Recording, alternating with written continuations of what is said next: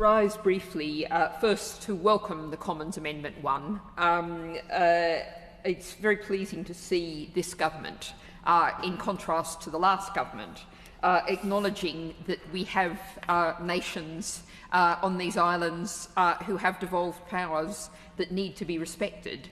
And indeed, when we're talking about the standards here, hopefully an understanding that devolution can also mean divergence in terms of democratic choices, and within the sometimes unfortunate limits of the Internal Markets Act, Scotland, Wales and Northern Ireland should be able to lift to higher standards if that's what they want, and hopefully this will help to facilitate that.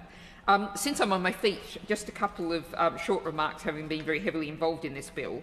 I want to again thank the Noble Lord the Minister and his team for the time that they gave to have discussions with me about this bill, and to reiterate the points that I made then and stress to the government as this becomes law and it starts to actually implement, because most of this is not going to have any impact until we have the regulations.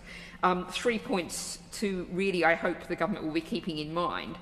One is that where we are now is way behind the best global standards, and this is an area where we should be talking about being world leading for the health of our nation and the health of our environment.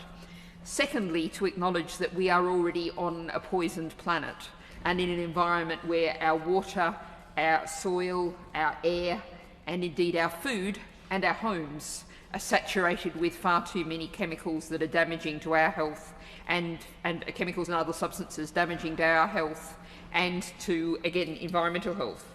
And thirdly, that we have to start to consider the cocktail effect, that most of the testing of products, when companies go to put this product or that chemical into the environment, they go, look, what's the safe limit for this product?